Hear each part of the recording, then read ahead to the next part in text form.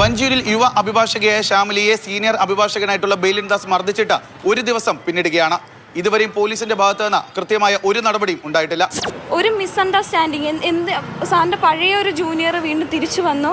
Sir സ്ഥലത്തില്ലാതിരുന്നപ്പോൾ വിളിച്ചിട്ട് ഞാൻ file മുഖത്തൂടെ വലിച്ചെറിഞ്ഞു എന്നിങ്ങനെ ഒരു കള്ളം പറയേണ്ട കാര്യം എന്താണ്? ഈ അഡ്വക്കേറ്റ് മിഥുനെയാണ് സാറിനോട് ഇങ്ങനത്തെ ഒരു നുണ പറഞ്ഞത്. അത് പറഞ്ഞത് അത് അവരുടെ ക്യാരക്ടർ, അവരെനിക്കെതിരെ പറഞ്ഞു. പക്ഷെ അതിലെന്തെങ്കിലും ഒരു സത്യാവസ്ഥ ഉണ്ടോ എന്നുള്ള കാര്യം സാർ അന്വേഷിച്ചില്ല.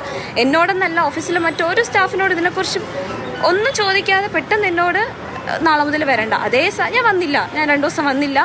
അതേ സാറ് തൊട്ട് വെള്ളിയാഴ്ച വിളിച്ചിട്ട് അബദ്ധം പറ്റിയതാണ്, സോറി, എനിക്ക് പെട്ടെന്ന് കേട്ടപ്പോഴുള്ള ദേഷ്യത്ത്. ഇതും എനിക്കറിയാം, ഇതും സാറ് ദേഷ്യത്ത്, ഒന്നും മുൻകൂട്ടി പ്ലാൻ ചെയ്തിട്ടൊന്നുമല്ല.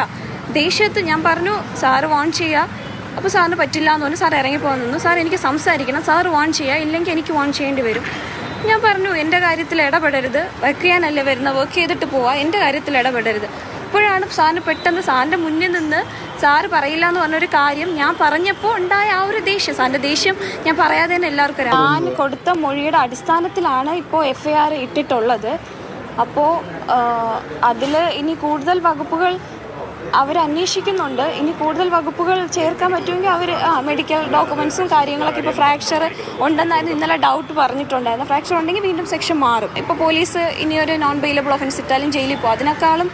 അതിനേക്കാൾ അദ്ദേഹം യൂണിഫോം ഊരി വെക്കുന്ന തരത്തിലുള്ള നടപടികൾ ബാർ അസോസിയേഷന്റെയും ബാർ കൗൺസിലിന്റെ ഭാഗത്തു നിന്നുണ്ടാവും. തങ്ങളുടെ മുന്നിൽ വെച്ച് സഹപ്രവർത്തകർക്ക് മർദ്ദനമേറ്റിട്ടും അവർക്ക് നിയമസഹായം നൽകാനോ വൈദ്യസഹായം നൽകാനോ കൂടെ ഉണ്ടായിരുന്നവർ തയ്യാറായില്ല. ഈ സംഭവം കഴിഞ്ഞ ഉടനെ തന്നെ ഞാൻ എൻ്റെ ഹസ്ബൻഡിനെ വിളിച്ചായിരുന്നു. അപ്പോഴേക്കും പോകാൻ വേണ്ടിയിട്ട് ഇറങ്ങാം. അപ്പോൾ ഞാൻ പറഞ്ഞു പോകാൻ പറ്റില്ല, എൻ്റെ വീട്ടിൽ നിന്ന് വിളിച്ചിട്ടുണ്ട്, ആൾ വന്നിട്ട് സാർ പോയാൽ മതി. ഞാൻ അത്രയും സമയം അദ്ദേഹത്തെ അവിടെ ഹോൾഡ് ചെയ്തു. എൻ്റെ ഹസ്ബൻഡിൻ്റെ അനിയൻ്റെ ആവശ്യം ഇവിടെ വന്ന് പോലീസ് അറസ്റ്റ് ചെയ്തുകൊണ്ട് പോട്ടെ. അപ്പോൾ അവർ പറഞ്ഞു ഇല്ല, വക്കീൽ ഓഫീസിൽ നിന്ന് ഒരു വക്കീലിനെ അറസ്റ്റ് ചെയ്തുകൊണ്ട് പോകാൻ ഞങ്ങൾ സമ്മതിക്കില്ല. വെള്ളക്കടവ് സാറാണ് അത് പറഞ്ഞത്. അപ്പോൾ അത് പറ്റത്തില്ല. പിന്നെ അവർ തമ്മിൽ അവരകത്ത് കയറി ക്യാബിനിൽ കയറി അവർ സംസാരിക്കുന്നുണ്ടായിരുന്നു. ഞാനപ്പോൾ പുറത്തിരിക്കുകയായിരുന്നു. അപ്പോഴേക്കും ആൾക്കാരൊക്കെ ഒത്തിരി ആൾക്കാർ വന്നു. ഒരു വക്കീൽ ഓഫീസിൽ കയറി ഒരു വക്കീലിനെ കൊണ്ടുപോകുമ്പോൾ അത് എല്ലാ അഭിഭാഷകർക്കും അതൊരു ഇൻക്ലൂഡിങ് മീ ഒരു എന്താ പറയുക, ഒരു നെഗറ്റീവ് ആണല്ലോ. എത്രയായാലും വക്കീലന്മാരല്ലേ. ആരോപണ വിധേയനായ ഈ അഭിഭാഷകൻ ഈ യുവതിയെ മർദ്ദിക്കുന്നത് ഇത് ആദ്യമായിട്ടല്ല. ഇവർ ഗർഭിണിയായിരുന്ന സമയത്ത് പോലും അഭിഭാഷകൻ മർദ്ദിച്ചു എന്നാണ് പ്രധാന പരാതി. മുൻപ് മർദ്ദിച്ചിട്ടുണ്ട്.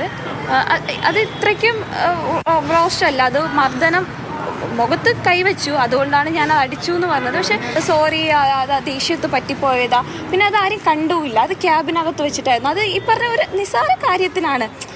കോപ്പി ആപ്ലിക്കേഷൻ ഇട്ടില്ല എന്ന് പറഞ്ഞു ഫയൽസ് വലിച്ചെറിയുക. അപ്പോൾ ഞാൻ ചോദിച്ചു സാർ എന്തിനാ ഇങ്ങനെ, അതായത് സാർ എന്തെങ്കിലും ഒരു ആക്ട് ചെയ്യും, അത് നമുക്കിഷ്ടപ്പെടില്ല, അതിന് പ്രതികരിച്ചാൽ അപ്പോൾ ദേഷ്യം വന്നിട്ട് ദേഷ്യത്തിൻ്റെ പുറത്ത്, കംപ്ലീറ്റ്ലി ദേഷ്യത്തിൻ്റെ ആ പെട്ടെന്നുള്ള ദേഷ്യത്തിൻ്റെ പുറത്ത് ചെയ്യുന്നത്, ഇതും അങ്ങനെ തന്നെ ചെയ്തതാണ്. അഡ്വക്കേറ്റ് ബെയിലിൻ ദാസ് എവിടെയാണെന്ന് കണ്ടെത്താനോ അറസ്റ്റ് എന്ന നടപടിയിലേക്ക് പോകാനോ പോലീസിന് ഇതുവരെയും സാധിച്ചിട്ടില്ല.